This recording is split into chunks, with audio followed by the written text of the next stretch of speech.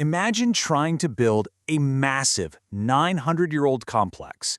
And we're not talking about a small plot of land, we're talking over 400 acres. But here's the catch. You have to build it not on solid bedrock, but across a monsoon-plagued swampland hidden deep in the Cambodian jungle. Well, welcome to this explainer. Today we're diving into Angkor Wat.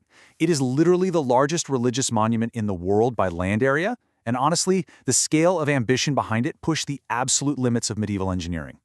And that brings us to our core mystery for today. How do you build a literal universe in just 30 years? To put that timeline into perspective, some of the great medieval cathedrals over in Europe took well over a century to finish.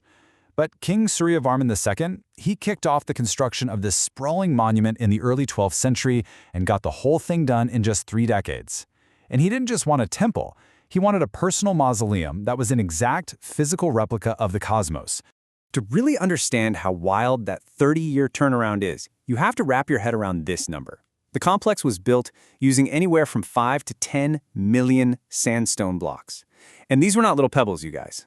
Each block weighed about 1.5 tons on average. That requires a level of precision stonemasonry that's frankly hard for our modern minds to even compute, especially when you remember this was an early society working entirely without the cranes and heavy machinery we rely on today. Let's do a quick comparison. The sheer volume of stone used for the entire city of Angkor actually exceeds all the Egyptian pyramids combined. Crazy, right? But here's the massive catch. The Egyptian pyramids were built using limestone that was quarried barely half a kilometer away from the site. Angkor Wat sandstone? That had to be hauled all the way from Mount Kulin, which was a quarry sitting at least 40 kilometers, or about 25 miles away. So, picture this monumental construction site. It was chaotic, sure, but intensely organized. Building Angkor Wat is basically the ultimate ancient masterclass in what experts today call complex project management. They had to navigate a ridiculously difficult location, unpredictable monsoon weather, super complex phasing, and that crazy 30-year deadline. They were coordinating thousands of skilled and unskilled laborers, doing intense manpower planning, and aligning tons of different stakeholders just to keep the site running day in and day out.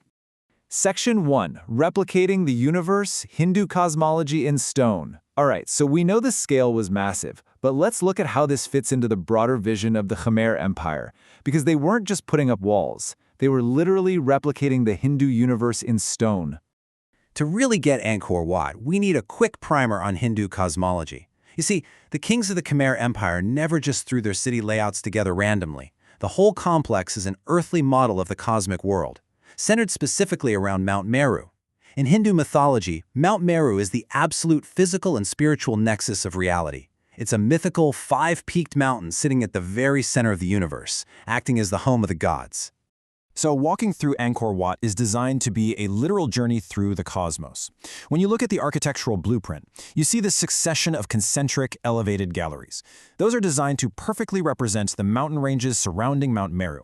It's a brilliantly organized internal layout that acts almost like a mandala, translating deep, abstract spiritual philosophy into a physical space you can actually walk through. And right at the very center of this cosmic map sits the defining architectural feature of Angkor Wat. It's called a quincunx. Basically, that's just a fancy word for an arrangement of 5 objects, with 4 at the corners and 1 right in the middle. The third level of the temple supports these 5 towering structures, and they directly symbolize those 5 mythical peaks of Mount Meru. Now, if the central towers are the peaks and the galleries are the surrounding mountains, what about the edges of the world? Well, that is exactly where the massive outer wall and the incredible moats come into play. Those moats were explicitly engineered to represent the mythical cosmic oceans that surround the Earth, perfectly tying together this mind-blowing earthly microcosm. Section 2. Masterful engineering, logistics, and architecture. Okay, dreaming up a cosmic universe in your head is one thing, but actually building it in a Cambodian swampland? That takes us to the masterful engineering that made this impossible dream a reality. The logistics here are just staggering. Remember those millions of 1.5-ton blocks located 40 kilometers away? Well, the Khmer engineers created a highly sophisticated network of canals to literally float the stone down to the site. And then think about the human element. They had to provide lodging, boarding, and food for tens of thousands of workers, manage massive materials storage, and train people on the job, all without missing a single beat on that strict 30-year schedule. It is an absolute marvel of ancient resource management. And here's something really cool. Modern technology is only just now revealing the true scale of this mastery. Recent LiDAR intensity maps have exposed a massive hidden infrastructure sitting right beneath the dense jungle canopy. It turns out the city and royal palace originally covered an incredible 203 acres. Even wilder, these surveys found elaborate water systems built hundreds of years earlier than historians previously thought.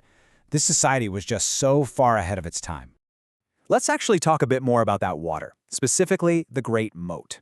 Because it wasn't just a symbolic cosmic ocean, it was a pure stroke of engineering genius. We're talking about a moat 200 meters wide with a massive perimeter of 5.5 kilometers.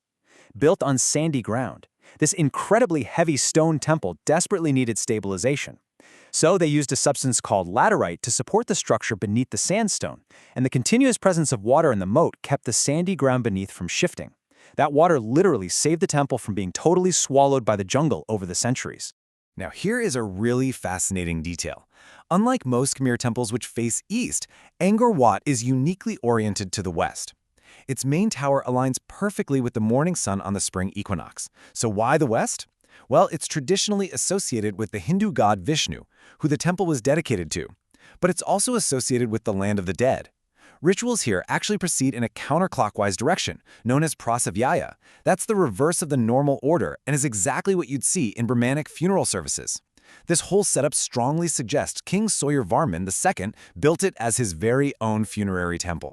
Section 3, Pinnacle of Khmer Style, Classical Architecture. Alright, we've covered the macro-level logistics, so let's zoom in on the aesthetic mastery. Because Angkor Wat essentially defines what we now call the classical style of Angkorean architecture. It is the absolute pinnacle of Khmer style. When you first walk up to the temple, your eyes are immediately drawn upward to these majestic, towering spires. The central tower shoots a dizzying 213 feet into the sky. Architecturally speaking, these are ogival, redented towers, and they are purposely shaped to look exactly like closed lotus buds. It's this brilliant design choice that combines monumental, raw power with astonishing grace. It's a true stylistic hallmark of the era. The entire structural design is built on this brilliant sense of duality. On one hand, you have these massive, imposing structures with incredibly steep stairways. An early 20th century visitor named Helen Churchill Candy actually hit the nail on the head when she wrote that these steps were made to force a halt at beauteous obstruction, that the mind may be prepared for the atmosphere of sanctity. It's a grueling physical climb meant to humble you. But then, on the other hand, covering these massive stones are delicate, highly animated faces and figures meticulously chiseled right into the rock. The sheer volume of art here is almost overwhelming. The outer gallery stretches for over 1,960 feet, and it's completely covered in continuous bas-relief friezes. I mean, there are virtually no empty spaces anywhere. These carvings show everything from royal processions and daily life to epic mythological battles from the Mahabharata. They wrap around the entire facade, visually anchoring the temple to the four corners of the earth. It is literally a tapestry of devotion carved directly into the stone. Section 4. The Evolution of Faith. Hindu to Buddhist Shrine. Now, a building is really only as permanent as the people who use it, and the purpose of this great monument shifted in a really beautiful way over the centuries. While Angkor Wat started out in the 12th century as a Hindu shrine dedicated to Vishnu, by the 14th century it had evolved into a Theravada Buddhist temple, and the most incredible part of this transition is the religious syncretism.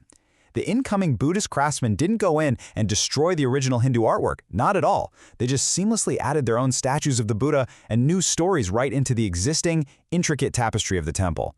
Today it remains one of the most important pilgrimage sites for Buddhists globally, and it's so deeply tied to Cambodia's identity that it's even featured prominently on their national flag. This continuous, unbroken reverence is the whole reason Angkor Wat survived. By the 16th century, the Khmer Empire had passed its peak, and the jungle started aggressively reclaiming the surrounding city. But Angkor Wat itself, it was never truly abandoned.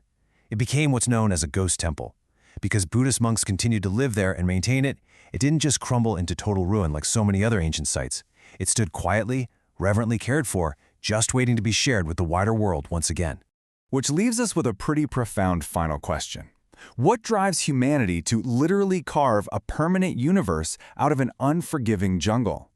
It took millions of tons of stone, tens of thousands of workers, and an absolutely unbreakable will to manifest Mount Meru here on Earth. Angkor Wat isn't just a building. It's a massive, stone testament to the lengths we will go to connect with the divine and to leave a legacy that outlasts the centuries. Keep wondering, keep learning.